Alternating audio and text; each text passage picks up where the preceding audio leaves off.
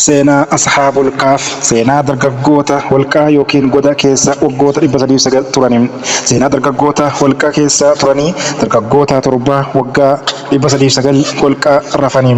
Seenaa kana ragaa Qur'aanaa fi kitaabaan biroo irraa arganne akka armaan gadii kanatti isin bira geenya nu duukaa tura. Kun Ardii Miidiyaa Konnekshin. Toora Ardii Miidiyaa Konnekshin sabiskiraayib, laayik, follow gochuudhaan nu duukaa bu'aa.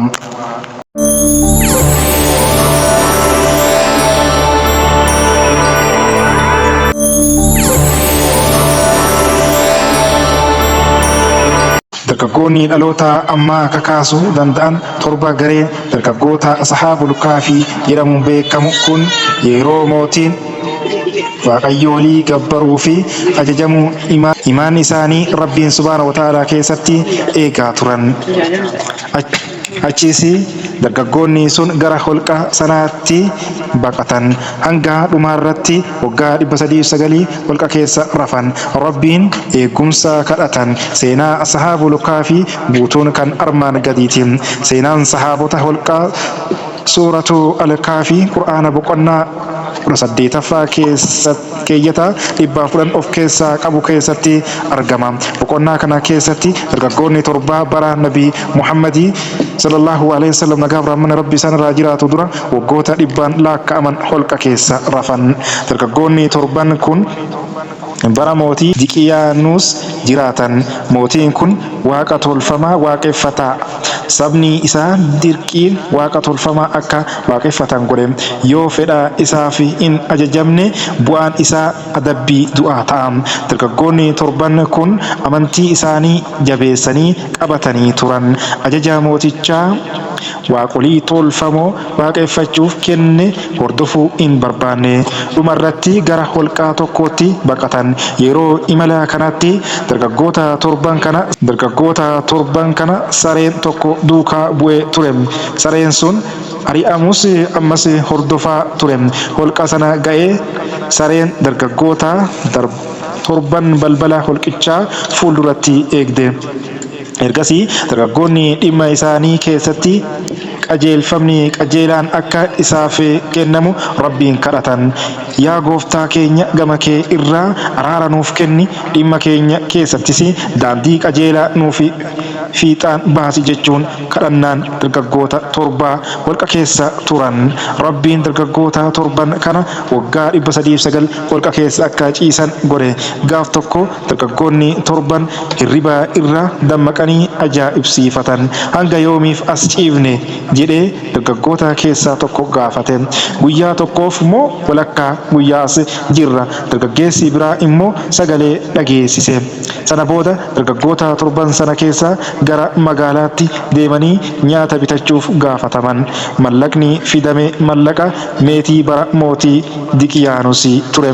Nyaata mi'aawaa bitadhaa as fidaatii akka namoonni as jirru hin beeknee fi laafaan dhokatanii dubbadhaa jedhee gaafate. Dargaggeessi tokko osoo isaan nu beekan mootichi dirqiin waaqa tolfamaa waaqeffannaa jedheera. Magaalattii yommuu gaan saantima meetii qabatanii nyaata gara holqaatti geessuuf bitatan. Gurgurtaan kun Ashaabul Kaafii keessaa tokko saantima meetiitiin yeroo kafalu rifate. Dargaggeessi kun qarshii mootii durii qabateera jedhamee himatame. Dhumarratti dargaggeessi kun qabamee mooticha duratti dhiyaate. Mootiin yeroo sana bulchaa ture waa'ee saantima meetii dargaggeessi sun qabu gaafate. Mallaqa kana eessaa argatte jedhee mootichi gaafate. Dargaggeessi Ashaabul Kaafii irraa dhugaa dubbate. Yeroo mootii bulchaa ture Diqiyaanus ta'ee waaqa tolfamaa waaqeffachuu waan hin barbaanneef yeroo holqaa tokkotti baqatu saantima meetii qaba ture. Holqi eessa jira jedhee mootichi ammas gaafate. Dargaggeessi kun dhumarratti bakka isaa itti agarsiise. Mootichii fi kabajamoonni mootii dargaggoota Ashaabul Kaafii keessaa tokko waliin gara holqaa sanaatti qajeelan. Bakka holqichi jiru yommuu gahu mootichi rifatee ajaa'ibsiifate. Sababni isaas mootiin Diqiyaanus waggaa 300 oliin dura du'e. Dargaggeessi kun waggoota 100 lakkaa'aman rafeera kun humna rabbiiti subhaana wa ta'ala. Dargaggoonni torban kun mootichi erga daawwatanii booda deebi'anii holqa keessa rafan. Ergasii rabbiin akka isaan du'an godhe. Ergasii mootichi reeffa ashaabul kaafii kadhate. Boodarra masjiidni naannoo balbalaatti ijaaramee yaadannoo dargaggoota torbaa waggoota dhibbaan lakkaa'aman holqa keessa rafanii yaadachuuf taasifame. Seenaan ashaabul kaafii dargaggoota har'aa keessattuu qormaata addunyaa gidduutti amantii isaanii eeguuf kaka'umsa akka ta'u abdii guddaan qaba. Wallaahu aalam. Mee itti aansinee Qur'aana suuraa kaafii boqonnaa 18 lakkoofsa 9 hanga 27 haa ilaallu. Sila seenaan warra holqaaf gabatee mallattoolee keenyaa irraa dinqisiisaa ta'uu yaadde. Yeroo dargaggoonni gara holqaa galan yaa gooftaa keenya sibiraa rahmata nuuf kenni dhimma keenya irraas karaa qajeelaa nuuf mijeessi jedhan waan ta'e yaadadhu. Holqa keessattis waggoota lakkaa'amaniif dhageettii isaanii irratti hirriba darbine. Ergasii nuti kamii gareewwan lamaaniitu dheerina yeroo turanii irraa hubataa beekuuf jecha isaan dammaqsine. Nuti oduu isaanii dhugaan siif odeessina. Dhugumatti isaan dargaggoota gooftaa isaaniitti amananii qajeeluma isaaniif daballeedha. Ammas nuti yeroo isaan dhaabbatanii gooftaan keenya gooftaa samii fi dachiiti nuti isa malee gabbaramaa biraa hin waammannu. Dhugumatti yoo kana raawwanne haasaa kufrii keessaa daangaa dabre dubbannee jirra jedhan onnee isaanii irratti imaana jabeessine jirra. Ummanni keenya kun isa gaditti gabbaramoota biraa taasifataniiru. Maaliif ragaa ifa ta'e isaan irratti hin fidatanu? Nama rabbii irratti soba uume caalaa namni miidhaa hojjete eenyu? Dargaggoonnis ni jedhan yeroo isaaniif wantoota isaan rabbiin ala gabbaran irraa fagaattan gara holqaa galaa. Gooftaan keessan rahmata isaa irraa isiniif bal'iseeti dhimma keessan irraas laafinna isiniif qopheessa. Aduus yeroo baatu holqa isaanii irraa kan gara mirgaatti dabdu argita. Yeroo dhiitus haala isaan bal'inna isaa goda irraa ta'e keessa jiraniin gara bitaatti isaan dhiifti. Kun mallattoolee rabbii irraayi. Namni rabbiin isa qajeelche isatu qajeelaadha. Namni inni jallise immoo gargaaraa isaa qajeelchuu isaaf hin argitu. Kanuma isaan rafaa jiranuu dammaqoo isaan seeta mirgaa fi bitatti isaan garagalchina. Sareen isaaniis dhundhuma isaa lamaan moggaa holqaatti diriirsaadha. Odoo isaan argitee dhugumatti sila baqannaan isaan irraa garagalta. Isaan irraa sodaa guutamta turte. Akkuma san akka gidduu isaaniitti wal gaafataniif jecha isaan dammaqsine. Isaan irraa ta'ee tokko yeroo hagam as turtan jedhe.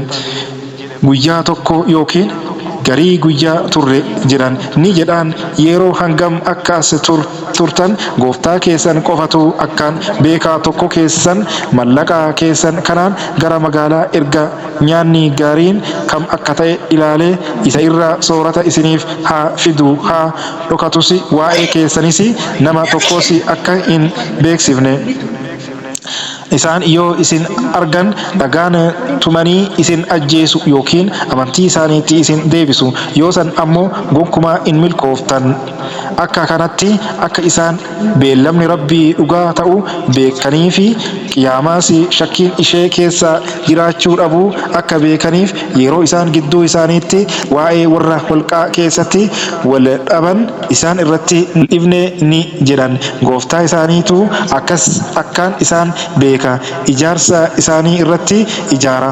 Warri dhimma isaanii irratti injifatan immoo nuti dhugumatti masjiida isaan irratti godhanna jedhan. Waan hin argin shallaguudhaan isaan yoo sadii ta'an arfaffaan isaanii saree isaaniiti jechuuf jiru.